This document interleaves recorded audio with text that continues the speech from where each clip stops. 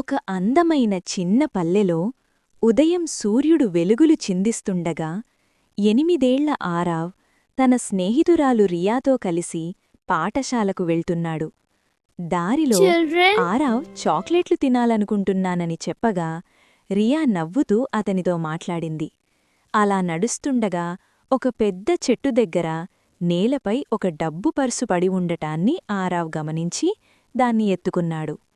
పర్సులో డబ్బులు చూసి అతడు కొంచెం ఆనందపడ్డాడు, కాని అది ఎవరో కోల్పోయినదని రియా గుర్తుచేసింది.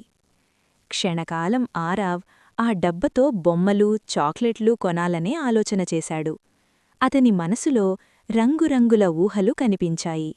కాని అదే సమయంలో గందరగోళం కూడా కలిగింది. చివరకు ఆరావ్ పర్సును ఇంటికి తీసుకెళ్ళి తాతయ్యకు చూపించగా తాతయ్య ప్రేమగా నవ్వుతూ, మనది కాని డబ్బు మనకు నిజమైన సంతోషాన్ని ఇవ్వదని, నిజాయితీ మన మనసుకు ప్రశాంతతను ఇస్తుందని చెప్పాడు. ఆ మాటలు ఆరావ్ హృదయాన్ని తాకాయి. అతడు సరైన నిర్ణయం తీసుకుని రియాతో కలిసి తిరిగి పల్లెదారిలోకి వెళ్ళి ఆ పర్సును వెతుకుతున్న యజమానికి ఇచ్చాడు. యజమాని ఎంతో ఆనందపడి ఆరావ్ను ఆశీర్వదించగా రియా గర్వంగా అతనిని చూసింది. ఆరావ్ తన నిర్ణయంపై ఎంతో సంతోషంగా అనిపించుకున్నాడు.